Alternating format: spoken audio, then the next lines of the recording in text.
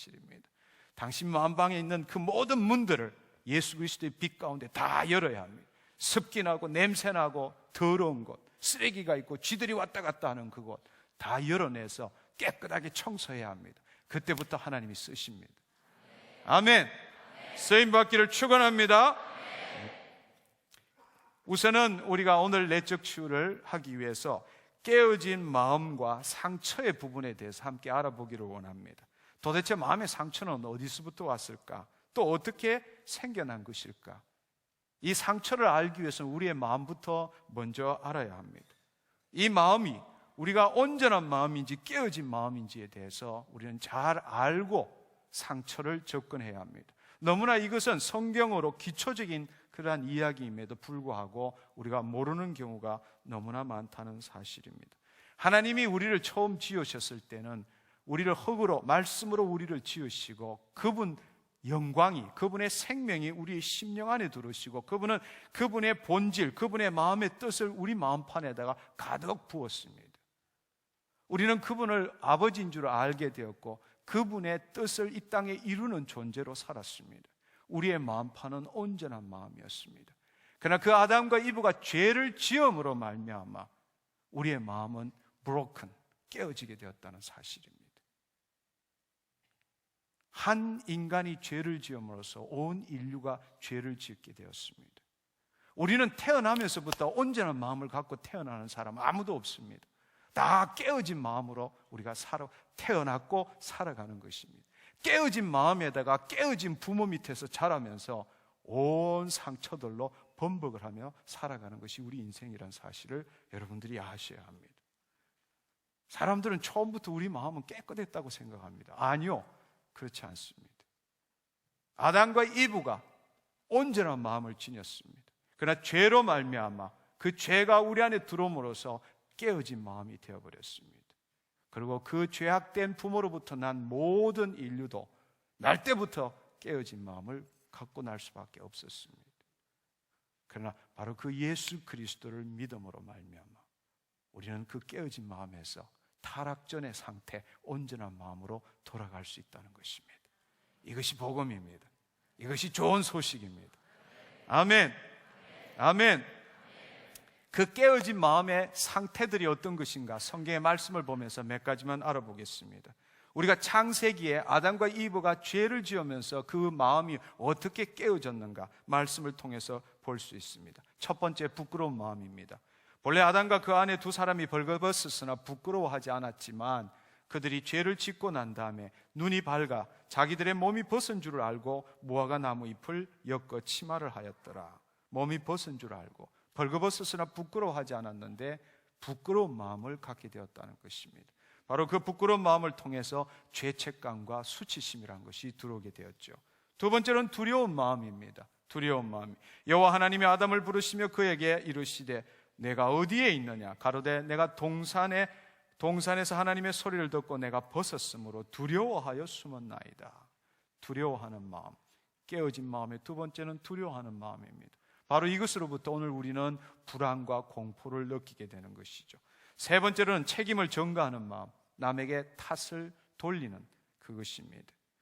누가 너의 벗음을 너에게 고하였느냐? 내가 너더러 먹지 말라 명한 그 실과 나무를 내가 먹었느냐? 아담이 가로되 하나님이 주셔서 나와 함께 하신 그 여자가 그 나무 실과를 내게 주므로 내가 먹었나이다. 여호와 하나님이 여자에게 이르시되 내가 어찌하여 이렇게 하였느냐? 여자가 가로되 뱀이 나를 꿰물어 내가 먹었나이다. 그때서부터 책임을 전가하는 그 깨어진 마음이 나타나게 되었습니다. 그 다음은 자기 중심적인 마음입니다. 여호와 하나님이 가라사대 보라 이 사람이 선악을 아는 일에 우리 중에 하나같이 되었으니 하나님의 관점에서 선악이 아니라 우리의 인간의 관점에서 선과 악을 판단하는 마음, 선과 악을 아는 열매를 먹은 것이죠. 바로 자기중심적인 마음, 판단하고 비판하는 마음이 여기서부터 생긴 것입니다. 다음은 굶주린 마음입니다. 바로 그 굶주린 마음 때문에 우리의 마음의 상처의 대부분이 바로 이 사랑받고 싶고 용납받고 싶고 인정받고 싶은 이 굶주린 마음으로부터 나오는 거죠.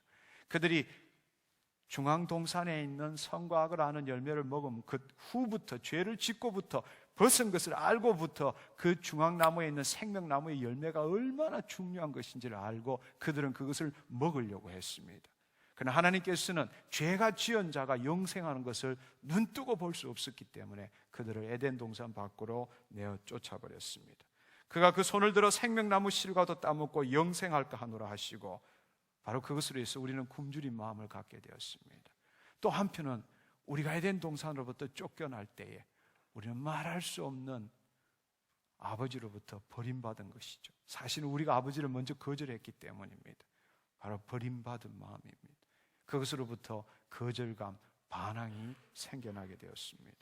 이같이 하나님이 그 사람을 쫓아내시고 에덴 동산 동편에 그룹들과 두루도는 화양금을 두어 생명나무의 길을 지키게 하시느니라. 우리 마음속에는 늘 원심력과 구심력처럼 굶주린 마음과 버림받은 마음이 우리에게 역동적으로 역사합니다. 사랑받고 싶은데 거절받는 그 두려움, 이 두 가지가 늘 우리 안에 존재하고 있다는 사실입니다. 아담과 이브가 죄를 짓고 난 다음부터는 그 모든 자식들이 깨어진 마음으로 태어나게 되었습니다. 로마서 5장 12절에 보면 이러므로 한 사람으로 말미암아 죄가 세상에 들어오고 죄로 말미암아 사망이 왔나니 이와 같이 모든 사람이 죄를 지었으므로 사망이 모든 사람에게 이르렀느니라. 우리는 우리의 육신의 부모가 있습니다. 그 부모도 깨어진 마음을 가진 자입니다. 이 세상에는 온전한 마음을 가진 자가 예수 그리스도, 처음부터 죄가 없으셨던 예수 그리스도 외에는 없었다는 사실입니다. 우리는 그 가운데 살고 있습니다. 결국에는 깨어진 마음을 가진 자가 깨어진 마음을 가진 자식을 낳고 살게 되니까 부모는 가해자가 되고 자식은 피해자가 됩니다. 우리는 우리 부모에게 피해자입니다. 우리 부모는 우리에 대해서 가해자입니다.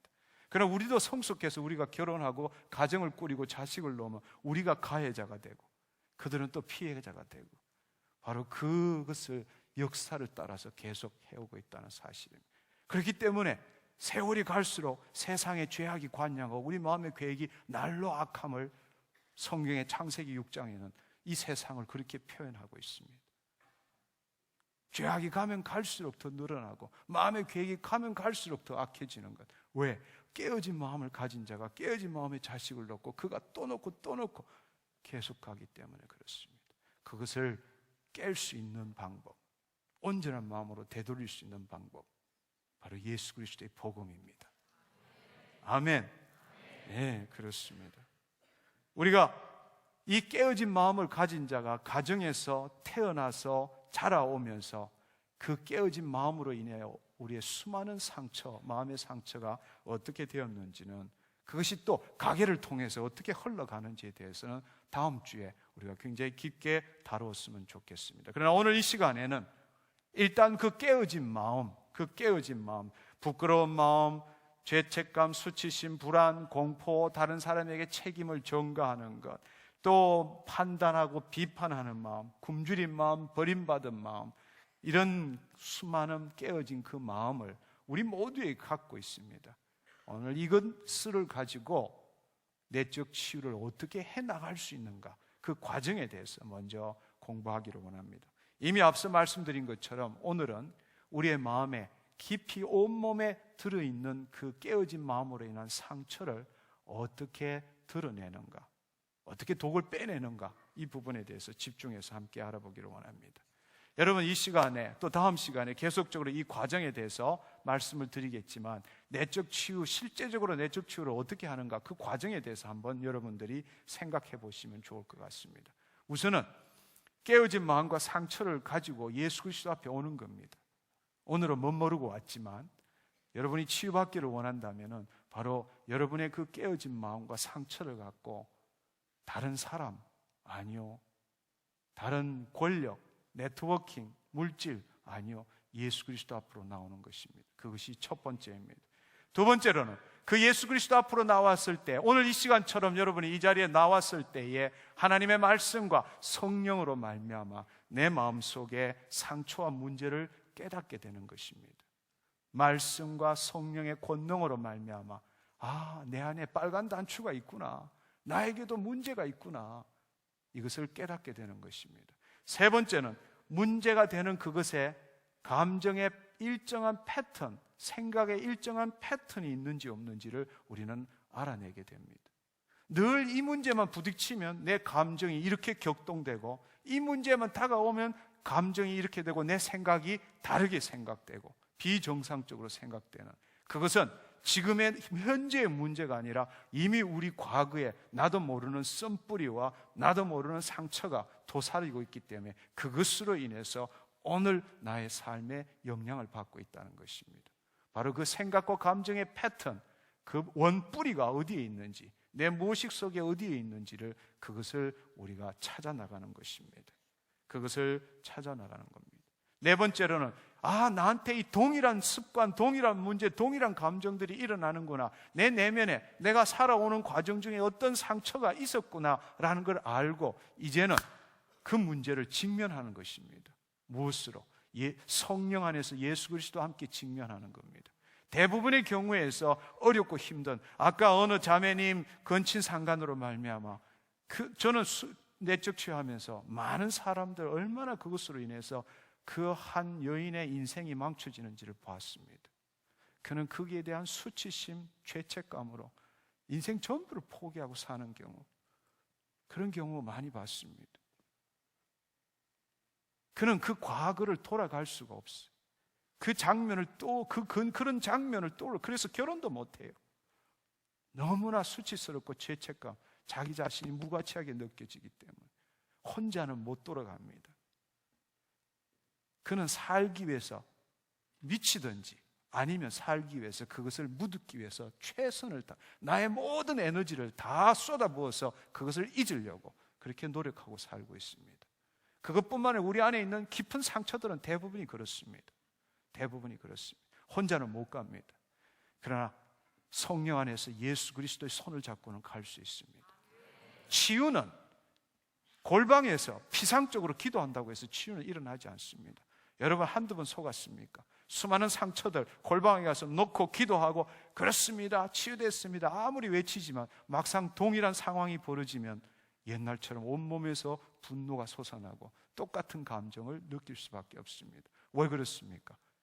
그 시간, 그 사건, 그 상황으로 직면하지 않기 때문입니다. 치유는 직면해야 합니다. 그 상황으로 가야 합니다. 근데 우리 모두는 그것이 두렵기 때문에 못 가는 겁니다. 직면 못 하는 거예요. 그래서 치유 못 받는 것입니다. 내적 치유의 놀라운 축복은 혼자 가는 것이 아니라 성령 안에서 예수 그리스도와 함께 간다는 사실입니다. 아멘. 또 한 가지는 이제 직면하고 난 다음에 그때 느꼈던 그 감정, 그때 느꼈던 그 생각, 그 상황을 재현해야 합니다. 내 독을 빼내야 합니다. 아무리 그냥 머리로 기도했지만 그것은 피상적인 거예요. 내 머리만 치유받았습니다. 그러나 모든 생각과 감정, 그때 느꼈던 모든 생각과 감정은 온 몸에 들어가 있습니다. 머리에만 들어가 있는 게 아니라 내 마음에, 온 육신의 뼈마디 안에 다 들어가 있다는 사실입니다. 그것을 빼내야만이 치유받을 수 있습니다. 근데 우리는 그걸 묻어두고 하는 거예요. 묻어두고. 그래서 치유 못 받습니다. 예. 바로 그것을 빼내고 난 다음에, 그 다음에 나의 모든 생각들, 나의 모든 감정을 예수 그리스도에게 이양하고 예수 그리스도께서 그 상황에 대해서 어떻게 말씀하시는지를 듣게 되고 회개하고 용서하고 내 안에 묶여있는 더럽고 악한 영들을 예수의 이름으로 쫓아내고 그것을 주의 말씀으로 덮을 때에 우리는 그 과거가 더 이상 나의 현재 삶에 영향을 미치지 않게 된다는 사실입니다. 아멘. 오늘은 특별히 이 생각과 감정을 직면하고 그 상한 감정을 토해내는 것을 함께 알아보려고 합니다. 우리는 앞서도 말씀드렸지만 대부분의 우리 내면의 상처들을 우리는 우리 마음을, 우리 머리로만 해결하려고 노력합니다. 또 감추려고 합니다. 특별히 우리나라 사람들은 은폐의식, 체면의식, 선비의식, 가족의식 이런 것들, 가족에서 일어난 일은 절대로 밖에서 말하지 않죠. 왜? 우리 가족이 괜찮은 가족이 되어야 되기 때문에. 저는 그렇게 살았습니다. 네.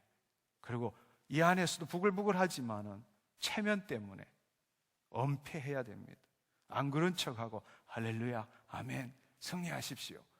자기는 승리도 못하면서. 얼마나 안타까운지 모릅니다. 우리는 감정을 분출하는 것을 극도로 제한하는 그런 문화 속에서 살고 있습니다. 그래서 마침내 우리나라 모든 사람, 우리나라가 마침내 대한민국이 되었죠. 한이 많은 민족이 사는 국가. 대한민국. 우리 민족의 특징이 한이잖아요. 우리 안에 있는 그 상처들을 드러내지 않고 눌러놓는. 그래서 우리 정신병을 분류하는 DSM-4에 보면은 우리 한국말 그대로 화병이라는 게 등록되어 있잖아요. 우리나라 사람들만이 가지는 독특한. 왜 치유가 안 되느냐? 바로 우리의 상처로 인해서 상처받은 그 감정들을 토해내지 않기 때문입니다. 여러분, 썩은 음식 먹으면 제일 먼저 하는 게 뭡니까? 화장실로 쫓아갑니다. 손가락 넣습니다. 토해냅니다. 토해내야만이 치유가 일어납니다. 마찬가지입니다. 우리가 깨어진 마음으로 인해서 받은 그 상처들 온 뼈마디 속에 다 집어넣고 위에 머리로만 예수님 용서합니다, 회개합니다, 그렇게 해서 치유받으면 얼마나 좋을까요? 하나도 치유 안 됩니다. 대부분의 관절염, 아토피 이런 분들 용서하지 못함입니다. 100% 그런 건 아니죠. 저는 수많은 사람을 대하면서 관절염, 피부병, 갑상선 이런 거에는 용서의 문제가 많이 관련되어 있습니다.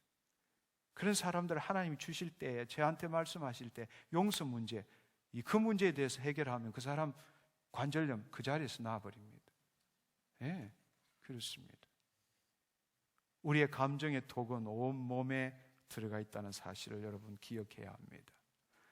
첫 번째, 이제 우리가 그 전체적인 과정을, 깨어지고 상한 마음을 예수님 앞에 와서 내 안에 바로 그런 문제가 있다라는 것을 깨닫고 그것이 현재의 문제가 아니라 내 깊은 곳에 있는 상처 때문이다라는 걸 알고 예수 그리스도와 함께 그 상처, 그 상황, 그 사건으로 돌아가고 또 그 안에 있는 그 모든 독들을, 그때 내가 느꼈던 울분, 외로움, 원통함, 억울함들을 있는 그대로 그 나이에서, 그 상황에서 토해내고, 그것을 토해내고 난 다음에 예수 그리스도로 재조명받고 하나님 내 안의 문제들을 회개하고 용서하고 주의 말씀으로 채워넣는 과정, 그것 중에 첫 번째 과정이 깨어진 마음과 상처를 가지고 예수님 앞으로 나오는 것입니다. 여호와는 마음이 상한 자에게 가까이 하시고 중심에 통회하는 자를 구원하시는도다. 시편 34편 18절의 말씀입니다. 그렇습니다. 여호와 하나님은 상한 자, 마음이 상한 자를 찾으십니다. 건강한 자를 찾지 않습니다. 마음이 상한 자, 통회하는 자를 구원하기를 원하십니다. 여러분, 성경에 보면은 가장 슬픈 이야기, 또 가장 웃기는 이야기 두 가지를 덜까합니다. 사무엘하 13장에 보면은 압살롬의 여동생 다말의 이야기가 나옵니다. 다말의 강간 사건에 대해서 나옵니다. 아마 성경 중에서 가장 슬픈 이야기 중에 하나 아닌가 싶습니다. 다윗에는 배다른 형제들이 많았습니다. 그 중에 압살롬, 암논이 있었습니다. 다말은 공주로서 압살롬의 동생이었습니다. 암논이 아주 못된 놈이었어요. 그래서 그 친구와 짜고 자기 아버지를 속여서 다말을 자기 침실에 끌어들여서 강간을 하고 쫓아버렸습니다. 다말은 기가 막힌 것이죠. 원치 않은 근친상간입니다. 그는 울면서 채색 옷을 찢고 재를 머리에 뿌리면서 자기 오빠 압살롬 집으로 갔습니다. 근데 성경에 보면 다말의 과거, 그 뒤의 삶이 어떠냐? 쓸쓸히 지냈더라. 그것이 다말의 끝입니다. 성경에 나와 있는 끝입니다. 오빠 집에 가서 쓸쓸히 지냈더라. 그 결과로 압살롬은 암놈을 죽이고 그 아버지를 배반하고 난리가 났죠. 집안이 콩가루 집안이 되어버렸습니다. 다말이 잘못한 게 뭐 있습니까? 다말이 원한 것도 아니었어요. 근데 그 다말이라는 그 공주의 삶은 기가 막혀요. 쓸쓸히 지냈더라. 근데 성경에서 가장 웃기는 이야기는 누가복음 15장의 돌탕 이야기예요. 돌아온 탕자 이야기. 돌탕은 둘째 아들이었어. 아버지가 죽지도 않은데 그 유업을 분깃을 받아가 가서 허랑방탕하게 하고 싶은 거 다 했어요. 그러다가는 돼지 먹는 지엄나무 열매도 못 먹는 그런 상태가 되어버린 거예요. 이러다는 내가 죽겠으니까 내가 이제 그 아버지 아들이 아니라 종으로서 그렇게 해서 살겠다고 아버지 집으로 갔어요.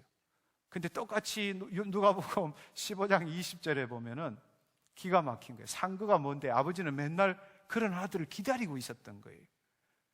그 실루엣만 보고 벌써 자기 아들인 줄 알고 쫓아가서 뽀뽀하고 난리가 났어요. 새 신발, 새 가락지, 새 옷을 입혔어요. 세상에 어떻게 그런 일이 있어요? 이건 너무 웃기는 이야기. 방탕한 아들의 이야기가 아니라 다르게 이야기하면 방탕한 아버지와 같다는 거예요. 아버지의 사랑이 바로 그런 거예요. 오늘 이 시간에는 아버지의 사랑 문제가 아니기 때문에 그 문제를 우리가 깊이 다룰 수는 없지만 하나님 아버지의 사랑은 방탕합니다. 우리를 그렇게 사랑하십니다. 네. 근데 오늘 이 시간은 웃기는 이야기. 아니 어떻게 그렇게 해가지고 탕자처럼 살아왔던 그 아들에게 다시금 요즘 말로 말하면 소위 다시금 카드를 만들어 아들한테 주면서 야 마음대로 써라 이렇게 하는 거 똑같다는 이야기.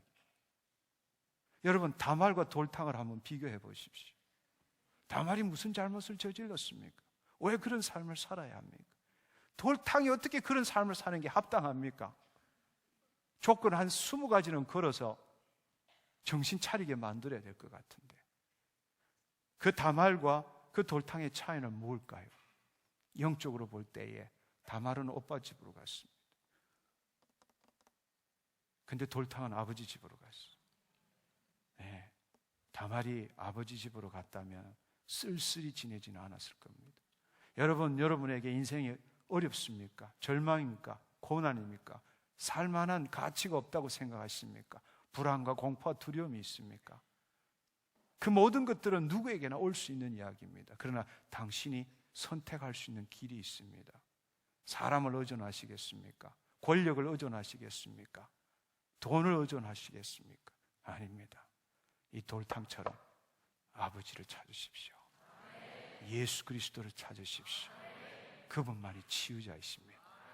아멘. 네. 돌탕이 그렇게 살았다 할더라도 그가 아버지 집을 택했을 때에 그 후의 삶은 그 전의 삶보다 더 놀라운 삶이었습니다. 네. 하나님이 살아계신다면 어떻게 내 인생이 이렇게 할 수 있어? 하나님이 어떻게 나에게 이렇게 할 수 있어? 예, 그것이 다말의 표현일지도 모릅니다.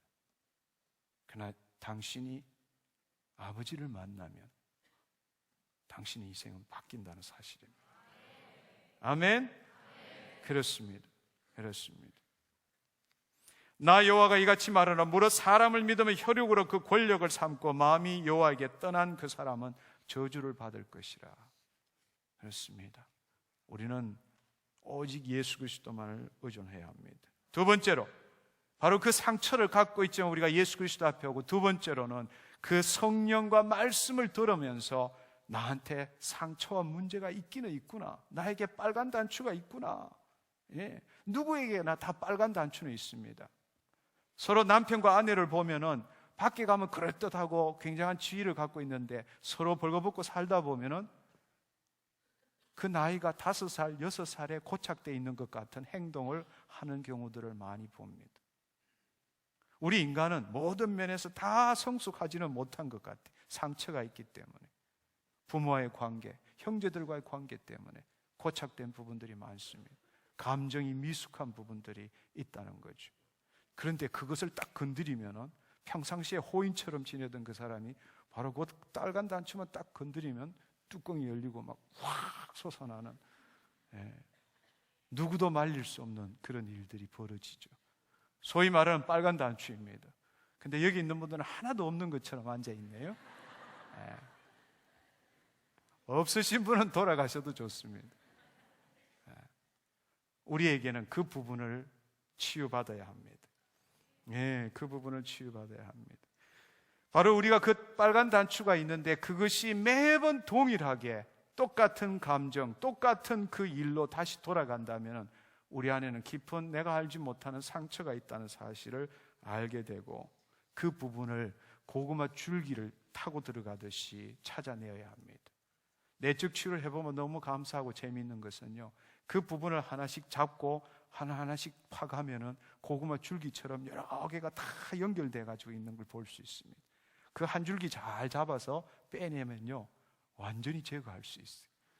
다 달려서 다 나오는 거예요. 그래서 고구마 캐기를 해야 합니다. 여러분이 지금 여러분의 삶 동안에 가장 심각한 영향을 미치는 그것이 뭔지를 한번 생각해 보십시오. 내가 이 문제만 좀 해결하면 정말 하나님의 성품을 나타낼 것 같은데 왜 이 문제가 날마다 걸리고 날마다 나한테 이렇게 문제가 되느냐? 그 부분 그걸 딱 잡아서 하나하나씩 땅을 조금씩 마음밭을 캐보면요, 고구마 줄기처럼 쫙 나온다는 겁니다.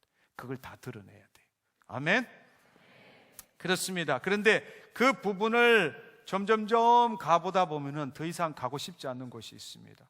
너무나 창피하고 두렵고 너무나 원통하고 너무나 억울하고 너무나 수치하기 때문에, 그래서 그 부분을 우리는 그것을 직면하고 싶지 않기 때문에 갖가지 방어 기제들로 눌러놓고 있죠. 눌러놓고, 그리고 그것을 치유받고 싶기 때문에 입으로는 하나님 말씀 들고 계속 기도합니다. 그러나 치유는 안 돼요. 왜? 앞서도 말씀드렸지만 그 장소, 그 나이, 그 사건, 그 상황으로 돌아가지 않기 때문입니다. 직면해야 합니다. 네. 제가 그런 것을 기도하다 보면 어떤 과거에 아주 제가 내적 치유 초창기에 한 40대 된 굉장히 아름다운 여인이었습니다. 옷도 아주 멋있게 입었는데 성령님에 의해서 그 문제를 직면하기 위해서 기도하는 순간에 나 엄마 죽이고 싶어! 제가 놀래가지고 뒤로 나가 떨어질 뻔했습니다. 예. 평생 그런 말을 안 하고 살았을 겁니다. 그렇게 고상하게 옷도 차려입고 아주 멋있는 여인이었습니다. 근데 성령 안에서 말씀이 들어가고 그 과거에 예수님과 함께 가는 그 순간에 그 여인도 모르게 소리치는 겁니다. 내 마음속에 있는 그 나이대에 당했던 엄마의 관계 때문에 나 엄마 죽이고 싶어. 그러나 그것은 창피하거나 잘못된 일이 아니라 기뻐해야 될 일입니다. 그분은 바로 그것을 토해냄으로 인해서 썬뿌리가 나가버린 겁니다. 예. 그리고 한없이 울기 시작했습니다. 그리고 그 여인은 온전하게 그 부분에 대해서 치유함을 받았습니다. 잡초를 위에만 자르면 아무런 소용이 없습니다.